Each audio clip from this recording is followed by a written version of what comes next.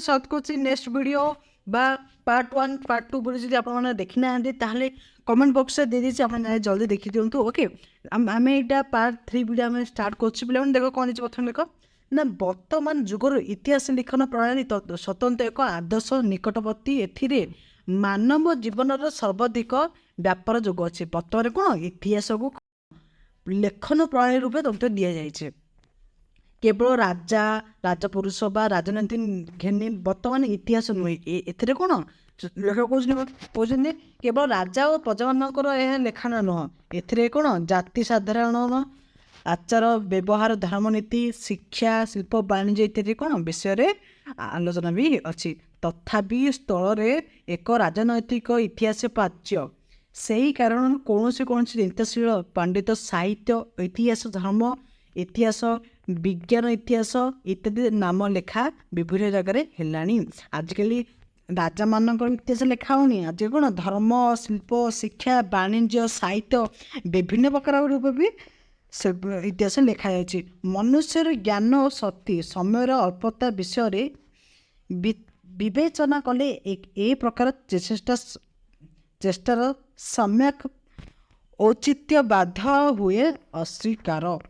आजिकल कौन विभिन्न प्रकार इतिहास लिखा वाणिज्य जदि आम जब मनुष्यर ज्ञान को शक्ति समय अल्पता विषय किसी कहवा यह गोटे कौन सत्य हो ना बोली लेखक कहते इतिहास लिखन प्रणाली समाधान दिन को दिन प्रभुत्व उन्नति आसान आजिकल कौन इतिहास विभिन्न प्रकार लिखा टेक्नोलोजी डिजिटल मोबाइल टीवी विभिन्न जगह कौन इतिहास आम शुणा पाचे विभिन्न प्रकार लिखिबार लगे ए सन्देह ना मात्र प्रकृत अनुसंधित व्यक्ति से संतुष्ट रहे ना कि मन आज ये इतिहास विषय लिखी जा कि मनुष्य कह आउ अधिक इतिहास लिखा कहे इतिहास लिख से चिरदिन मानव समाज नाना विभाग रे इतिहास अनुसंधान करने को प्रवृत्ति कहुए लोके जड़े साहित्य विषय इतिहास लिख इतिहास इतिहास लिख गणित इतिहास लिख विभिन्न प्रकार इतिहास रही कौन विभिन्न प्रकार लोक मैंने लिखा लगे प्रत्येक व्यक्तिर जीवन आहार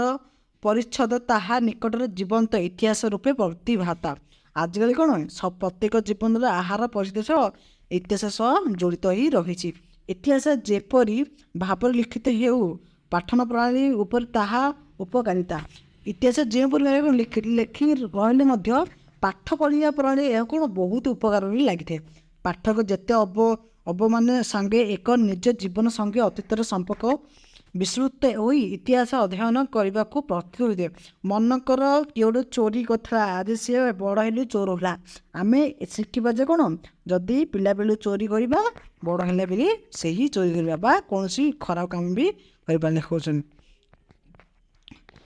इतिहास केवल छाड़ी पाठक जेबे वर्तमान संगे एक निजर जीवन संगे अतीत संपर्क विस्तृत होती पाठ पढ़ा द्वारा कौन निजर संपर्क अन्य संपर्क सह विस्तृत कहुए तेबे से अध्ययन विड़ंबता मात्र इतिहास केवल केतगुड़ी घटनार सम्मति छड़ा आउ कौन लेखक कहते गोटे पचार से इतिहास केवल केतगुड़ी घटना आ सहित आउ कौन अच्छी देख कौन देख ना से ही घटनार पश्चात देश जे नियम बा नियमात्मक हस्तकार्य करू प्रत्येक कर न पारि विद्यालय बालक माने तुल्य केते गुड़िके सुख कथा और मात्र अतीतर अर्थशून्य विवरणी कष्टक बोली कि लाभ कहते जदि इतिहास आम कि पढ़े किसी कम लगुनि से पाठगार बारंबार से इतिहास पढ़े आमर कि लाभ तो कहे ना अतीत काल जे नियम कार्य करी मुहूर्त आम मान कौन चतुर्दिगरे आम मान जीवन से ही नियम से ही भाव में कार्य करुच्छे है जहाँ कहते वर्तमान इतिहास जहाँ जहाँ कार्य करुचे ना आम ताकू फॉलो करी आम शिखुचे कम लगाऊे मनुष्य माने मध्य प्रकृतिगत सौंदर्य विद्यमान मनुष्य मान भर कौन प्रकृति जहाँ जहाँ हो कौन देखिए शिकार कौन दिव्य मान भी रही एक थारे मतभेद हो न पारे वैषम्यर मात्र जेते अधिक हो पछके मूल्यर मानव प्रकृति एक वैषम्य विभिन्न प्रकार विच्छिन्न हेल्ले जिते अलग अधिक होले कौन सब मनुष्य मान कौन गोटे कहुए एका मानव प्रकृति कहीं समग्र ब्रह्मांडर अंतर्गत प्रदेश एपरी एक ସାଧାରଣ ଭୂମି ଅଛି। ଆମର କ'ଣ ବିଶ୍ୱ ବ୍ରହ୍ମାଣ୍ଡ ଛାଡ଼ି ଏପରି ଏକ ସାଧାରଣ ଭୂମି ଅଛି ଯେଉଁଠାରେ କୌଣସି ପ୍ରକାର ଭେଦଭାବ ବୈଷମ୍ୟ ପରିସୃଷ୍ଟି ନାହିଁ। ସେହି ଭୂମି ଉପରେ ଦଣ୍ଡାୟମାନ ହୋଇ ପାରିଲେ ମନୁଷ୍ୟ ଆପଣା କ'ଣ ଭିତରେ ସମସ୍ତ ବ୍ରହ୍ମାଣ୍ଡ ପ୍ରତ୍ୟକ୍ଷ କରିବାକୁ ସମ୍ମତ ହୁଏ ଏବଂ ସର୍ବଦା ସର୍ବମଙ୍ଗଳାୟନ ବିଧାତାଙ୍କ ପ୍ରତ୍ୟେକ ହସ୍ତ ଦର୍ଶନ କରି ସ୍ତମ୍ଭିତ ମୋହିତ ହୁଏ। ଲେଖକ କହୁଛନ୍ତି କ'ଣ ଆମ ପୃଥିବୀ ଭଳିଆ ଆଉ ଠାଣ୍ଡ ଏମିତି ଗୋଟେ ବିଶ୍ୱ ବ୍ରହ୍ମାଣ୍ଡ ଅଛି ଯାହା କ'ଣ ସେଠି ଭେଦଭାବ ଛୁଆଁ ଅଛୁଆଁ କିଛି ବି ନାହିଁ ହେଲା। ଦେଖ କ'ଣ ଦେଇଛି ନେକ୍ସଟ କ'ଣ ଦେଇଛି କ'ଣ ନା ସୁତରା ସେଠାରେ ଦେଶ କାଳ ଦୂରତ୍ୱ ବିନଷ୍ଟ ହୋଇଥାଏ। ସେଠି କ'ଣ ଦୂରତ୍ୱ କ'ଣ ଲୋକମାନଙ୍କ ସହ ସ୍ନେହ ଭଲରେ ରହୁଥାନ୍ତି। ଐତିହାସ ପାଠ କରିବା ବେଳେ ଅନେକ ସମୟରେ ଆମ୍ଭେମାନେ ଅଲକ୍ଷିତ ଭାବରେ ସେହି ସାଧାରଣ ଭୂମିରେ ଉପସ୍ଥିତ ହଉ। କେତେକ ବେଳେ ଅତୀତର ସୁଖ ଦୁଃଖ ହସର ବିଷାଦ କେତେବେଳେ କ'ଣ ସେଇ ଇତିହାସ ଦେଖିଲେ କ'ଣ କେତେବେଳେ ହସ ଗମତ ଦୁଃଖ ଭୟ ବିସ୍ମିତ ଅସହାୟ ବିଭିନ୍ନ ପ୍ରକାର ବି ହୋଇଛି।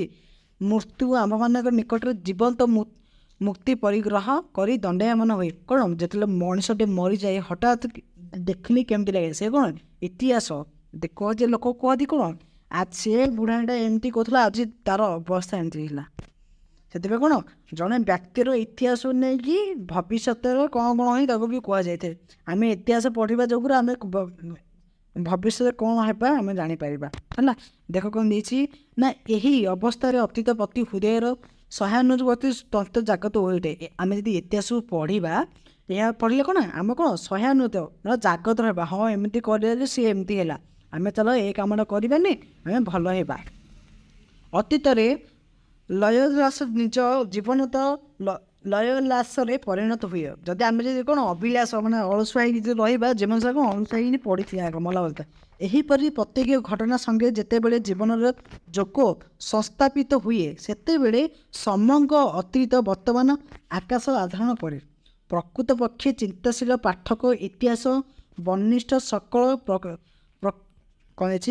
ସକଳ ପ୍ରକାର ଚିତ୍ର ନିଜ ଜୀବନ ଓ ସମାଜ ମଧ୍ୟରେ ପ୍ରତିବିମ୍ବ ହୋଇ ରହିଛି। ପିଲାମାନେ ଦେଖ କ'ଣ ଯଦି ଇତିହାସ ପ୍ରକୃତ ପକ୍ଷେ ଚିନ୍ତାଶୀଳ ପ୍ରକୃତିକୁ ଯଦି ଆମେ ଭଲ ଭାବରେ ଜାଣିଥିବା ତାହେଲେ କିଛି ଅସୁବିଧା ପାଠକ ହଉ ସେ ଖେଳ ବୁଲ ହଉ ବିଭିନ୍ନ କାର୍ଯ୍ୟରେ ବି ହଉ ବି ଦେଖ ପିଲାମାନେ ଏଇ ଯଦି ତୁମେ ବହି ଧରି ମୋବାଇଲ ଦେଖୁଛ ତାହେଲେ ଏଇଟା ଇମ୍ପୋର୍ଟାଣ୍ଟ କ୍ୱେଶ୍ଚନ ଏଇ ପାରାଗ୍ରାଫଟା ଦେଖୁଥିବ ହେଲା। ନେକ୍ସଟ ପାରାଗ୍ରାଫ କ'ଣ ଦେଇଛି ଦେଖ ନା ଆମ୍ଭେମାନେ ଚିରକାଳ ଆସୁଅଛୁ ଓ ଉପଦେଶ ଅପେକ୍ଷା ଦୃଷ୍ଟାନ୍ତ ଶିକ୍ଷା ଅପେକ୍ଷା ଅଧିକ ଉପଯୋଗୀ। ଲୋକମାନଙ୍କୁ କ'ଣ କହିଲ କିଏ କହିବା ଅପେକ୍ଷା ଆମେ ନିଜେ ଦେଖିବା ହିଁ ବହୁତ ଉପଯୋଗୀ। ପିଲାମାନେ ଇମ୍ପୋର୍ଟାଣ୍ଟ କ୍ୱେଶ୍ଚନଟା 1 ମାର୍କ 2 ମାର୍କ MCQ କ୍ୱେଶ୍ଚନ ବି ପଡ଼ିଥାଉଛି। ଇତିହାସ ଦୃଷ୍ଟାନ୍ତର ଆକାର ଇତିହାସ କେଉଁ ଆକାର ଦୃଷ୍ଟାନ୍ତର ଆକାର ଦୃଷ୍ଟର ତାହା ଶିକ୍ଷା ପକ୍ଷରେ କିପରି ଉପଯୋଗ୍ୟ ବୁଦ୍ଧିମାନ ବ୍ୟକ୍ତି ମାତ୍ରକେ ଅନୁଭବ କରିପାରିବ। କହୁଛନ୍ତି ଯେ ଇତିହାସ କ'ଣ ଦୃଷ୍ଟାନ୍ତ ଆକାର ଇତିହାସ ଦେଖନ୍ତେ ସୁତରାଂ ତାହା ଶିକ୍ଷା କ୍ଷେତ୍ରରେ କିପରି ଇତିହାସ ଆମେ ଯଦି ପଢ଼ିବା ଆମେ କ'ଣ ଦେଖୁଛେ ନା ସେ ତାଙ୍କେ କହୁଛନ୍ତି ଯଦି ଆମେ ଯଦି ଦେଖୁନେ ତାହାକୁ ଆମେ କିପରି ବିଶ୍ୱାସ କରିବା। ବୁଦ୍ଧିମାନ ବ୍ୟକ୍ତି ମାତ୍ରକେ ଅନୁଭବ କରିପାରିବେ। ଏହା କ'ଣ ଯେଉଁମାନେ କ'ଣ ବୁଦ୍ଧିମାନ ତାହା ହିଁ ସେମାନେ କ'ଣ ଜାଣିପାରିବେ ବା ଅନୁଭବ କରିବେ। ଉପରେ ଉକ୍ତ ହୋଇଅଛି ପ୍ରାକୃତିକ ନିୟମରେ କାର୍ଯ୍ୟ ପ୍ରଣାଳୀ ସର୍ବଦା ସର୍ବ କାଳରେ ଏକା କୁହାଯାଏ ଯେ କ'ଣ ପ୍ରକୃତରେ ନିୟମ ଗୁଡ଼ିକ କାର୍ଯ୍ୟ ପ୍ରଣାଳୀ ସର୍ବଦା ସମାନ। ଯେ ପ୍ରକାର କାର୍ଯ୍ୟକୁ ଏକ ବ୍ୟକ୍ତି ବା ଜାତିର ଅଧ୍ୟାପନ ହେଲେ ସକଳ ବ୍ୟକ୍ତି ତା ଜାତିର ତତ୍ତ୍ୱାଦର ନିଷ୍ମୟ ଅଧ୍ୟାପନ ହେବ। ଦେଖ ପିଲାମାନେ ଏଇଟା ଇମ୍ପୋର୍ଟାଣ୍ଟ ଉନ୍ନତିରେ ଯେ କ୍ରମେ ଏକ ବ୍ୟକ୍ତି ବା ଜାତିର ଜୀବନରେ ପରିଲିଖିତ ହୁଏ ସକଳ ବ୍ୟକ୍ତି ଜାତି ଅପେକ୍ଷା ସେହି କ୍ରମେ ହେଲା ଯେଉଁ ପରିବାରରେ ସେ କାର୍ଯ୍ୟ କରିବ ଜାତି ପାଇଁ ଯେଉଁମାନେ ଯେଉଁ ଜାତି ଜୀବନ ପରିଲିଖିତ ହୁଏ ସକଳ ଆଜି ଜାତି ପାଇଁ ବହୁତ ଲଢ଼ିଥିବ କାଲି କ'ଣ ମରିଯିବ ସେଥିପାଇଁ କ'ଣ ଜାତିକୁ ଅତ୍ୟଧିକ ଭଲ ପାଇବା ନାହିଁ। ନେକ୍ସଟ କ'ଣ ହେଇଛି ଦେଖ ନା ବିପରୀତ ପଥରେ ଗମନ କରି କଦାପି ଉନ୍ନତ ସମାନର ଆହରଣ କରି ନ ପାରେ। ବିପରୀତ ପଥରେ ଗମନ, ଭଲ କାମକୁ ନ ଯାଇ କେବେ ହେଲେ ଅମଙ୍ଗଳ କାମକୁ ଗତି କରିବା ଅନୁଚିତ। ସେଥିପାଇଁ କବି କହୁଛନ୍ତି କେବେ ବି ହେଲେ ଖରାପ କାମକୁ ଗତି କରିବ ନାହିଁ। ଅମୁକ ବ୍ୟକ୍ତି ଅହଙ୍କାରୀ ଥିଲା, ଦେଖ ଏଇଠି କହୁଛି, ଦେଖ ଅମୁକ ବ୍ୟକ୍ତି ଅହଙ୍କାର ଥିଲା ତେଣୁ ତାହାର ପତନ ହେଲା, କିନ୍ତୁ ମୁଁ ଚିରକାଳ ଅହଙ୍କାରରେ ବିସ୍ମୟିତ କରି ବୁଲିଯିବି ଅଚେତ ମୋର ପତନ ନାହିଁ। ଅମୁକ ବ୍ୟକ୍ତି ସେ କ'ଣ କହୁଛି, ଅମୁକ ମାନେ ନା ସେ ବ୍ୟକ୍ତିଟି ଏମିତି କରୁଥିଲା ଆଜି ତାହାର ଏହି ଅବସ୍ଥା ହେଲା। ମୁଁ ଯଦି କହିବି ମୁଁ ଏ ଚିରକାଳ ଅହଙ୍କାର ଭିତରେ ରହିବି ପଥେ ମୋର ପତନ ନାହିଁ, ଏ କଥା ବି ହୋଇନପାରେ। ଅହଙ୍କାରରେ ସମସ୍ତଙ୍କ ପତନ। ଲେଖ ବହୁତ ସୁନ୍ଦର ଭାବେ କହିଛନ୍ତି, ଯେଉଁମାନେ ଅହଙ୍କାର କରୁଛନ୍ତି ସେମାନେ କ'ଣ ନିଶ୍ଚିତ ପତନ ହେବ। ଯେଉଁମାନେ ଅହଙ୍କାର କରିବେ ତାହାର ନିଶ୍ଚିତ ପତନ ଅଛି ବୋଲି ଲେଖ କହୁଛନ୍ତି। ଦେଖ ନେକ୍ସଟ ପରା କ'ଣ ନେଇଛି ନା ଏହି କଥାଟି ସର୍ବଦା କ'ଣ ଯଜଳାକ୍ଷମ ଲେଖନ ହୋଇଛି। ଏ କଥାଟା କ'ଣ ସବୁଠାରେ କ'ଣ ଲେଖାଯାଇଛି, ଯିଏ ଅହଙ୍କାର କରିବ ସେ ନିଶ୍ଚିତ ପତନ ହେବ।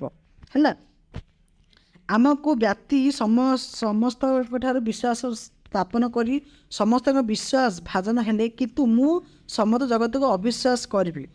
କହୁଛନ୍ତି ମୁଁ ଯଦି କହିବି ସମସ୍ତେ ସବୁ କହୁଛନ୍ତି ମୁଁ କାହା କରି ବିଶ୍ୱାସ କରିବିନି। ସବୁ ଲୋକ ସମସ୍ତେ ସମାନ ଭାବେ ଦେଖି ଏ ଭଜନ ବିଶ୍ୱାସ କରିବେ, କିନ୍ତୁ ଯଦି ମୁଁ କାହାକୁ ବିଶ୍ୱାସ ନ କରି ସମସ୍ତଙ୍କ ନିକଟରେ ଆତ୍ମଗୋମନ କରି ସେହି ବ୍ୟକ୍ତି ପରି ସମସ୍ତଙ୍କର ବିଶ୍ୱାସର ପାତ୍ର ହେବି, ସେ କହୁଛନ୍ତି କ'ଣ ମୁଁ ସେ ଲୋକଟା ତାଙ୍କ ପାଇଁ କ'ଣ ସାହାଯ୍ୟ କରୁଛି, ସେମାନେ ମୋତେ ତାଙ୍କରି ସାହାଯ୍ୟ। ଯଦି ମୁଁ ସେମାନଙ୍କୁ କିଛି ସାହାଯ୍ୟ କରିବିନି ତାକେ କ'ଣ ମୋତେ ସାହାଯ୍ୟ କରିପାରିବେ? ଧର୍ମର ଜୟ ଅଧର୍ମର ପରାଜୟ। ପିଲାମାନେ ବହୁତ ସୁନ୍ଦର ଭାବେ ଲେଖା ହେଇଛି, ଧର୍ମ ଜୟ ଅଧର୍ମ ପରାଜୟ, ଏଇଟା ଇମ୍ପୋର୍ଟାଣ୍ଟ କହୁଥିଲା। ଧର୍ମର ଜୟ ଅଧର୍ମର ଡ୍ୟାସ୍, ଓକେ, ଏମିତି ପରେ ପଡ଼ିଥାଏ। ଇତିହାସର ବଜ୍ରା ଗମ୍ଭୀର ସ୍ୱରରେ ଘୋଷଣା କରୁଛି, ଅପରିଣାଦର୍ଶୀ ମାନବ ଅନେକ ସମୟରେ ପୃଥିବୀରେ ବିପରୀତ ଭାବେ ଭାବ ଦର୍ଶନ କରିଥାଏ। ଯେଉଁମାନେ ବିଶ୍ୱାସ କରେ ନାହିଁ ସେମାନେ କ'ଣ ପୃଥିବୀର ବିପରୀତ ମାନେ ଅମଙ୍ଗଳ ଆଡ଼କୁ କ'ଣ ଗତି କରନ୍ତି। ଐତିହାସିକ ପାଠ ଦ୍ୱାରା ସକଳ ଅବିଶ୍ୱାସ ତିରୋହିତ ହୁଏ, ଦୃଷ୍ଟି ଉଜ୍ଜୟନ ହୁଏ, ସର୍ବଦା ସତ୍ୟର ଜୟ, ମଙ୍ଗଳର ଜୟ, ପୁଣ୍ୟର ଜୟ ପ୍ରତ୍ୟକ୍ଷ। ପିଲାମାନେ ଦେଖ ଏଇଠି ଗୋଟେ ବହୁତ ଇମ୍ପୋର୍ଟାଣ୍ଟ ଅବସ୍ଥା, କାହାର ଜୟ ହୋଇଥାଏ, କାହାର ସତ୍ୟର ଜୟ, ମଙ୍ଗଳର ଜୟ, ପୁଣ୍ୟର ଜୟ। ପିଲାମାନେ ଦେଖ ଦେଇଛି ବଢ଼ିଆ ଗୋଟେ ସୁନ୍ଦର ସୁନ୍ଦର କୋଶ୍ଚିନ୍ ଯାକ ବଢ଼ିଆ ଆସୁଛି ଏଇଠି। ବାସ୍ତବିକ ଉପଯୋଗୀ ଉପରେ ଭାବରେ ପାଠ କରିବାକୁ ହିଁ ଶିକ୍ଷା କହିଲେ ଇତିହାସ ତୁଲ୍ୟ ଦ୍ୱିତୀୟ ଶିକ୍ଷକ ଆମେ ଆଉ ପଛେ। ଇତିହାସ ହେଉଛି ଆମର କ'ଣ ଦ୍ୱିତୀୟ ଶିକ୍ଷକ। ପିଲାମାନେ ନେକ୍ସଟ ପାରାଗ୍ରାଫରେ ଆମେ ଆଉ ନେକ୍ସଟ ଭିଡ଼ିଓରେ ଦେଖିବା, ନନ୍ ପେଜ୍ର ସେକେଣ୍ଡ ପାରାଗ୍ରାଫରୁ ଆମେ ଆରମ୍ଭ କରିବା। ହେଲା, ପିଲାମାନେ ଆମ ଚ୍ୟାନେଲକୁ ଯଦି ନୂଆ ଆସିନି ଦେଖିନାହାନ୍ତି ଫାଷ୍ଟ ଭିଡ଼ିଓଟା, ତାହେଲେ କମେଣ୍ଟ ବକ୍ସରେ ଦେଇଦେଇଛି 1, 2 ପାର୍ଟ 1 ପାର୍ଟ 2 ଯାଇକି ଆପଣମାନେ ଦେଖିଦିଅନ୍ତୁ। ଆମ ଚ୍ୟାନେଲରେ ବହୁତ ସୁନ୍ଦର ସୁନ୍ଦର ଏମିତି ଭିଡ଼ିଓ ଆସୁଛି। +2 ପରୀକ୍ଷାରେ ଯେଉଁମାନେ ମୋ ଭିଡ଼ିଓ ଦେଖିଥିଲେ ପ୍ରାୟ 90% ମାର୍କ ଆଣିବାକୁ ଟାର୍ଗେଟ୍, ସବୁ 90% କୋଶ୍ଚିନ୍ ଆଟେଣ୍ଡ କରୁଛନ୍ତି ପିଲାମାନେ। ସେଥିପାଇଁ ଆମ ଚ୍ୟାନେଲ ସବସ୍କ୍ରାଇବ୍ କରିଦିଅ। ଓକେ, ଏଇଠି ରଖୁଛି ଭିଡ଼ିଓ, ବହୁତ ଲମ୍ବା ହେଇଯାଉଛି। ଜୟ ହିନ୍ଦ, ଜୟ ଜଗନ୍ନାଥ।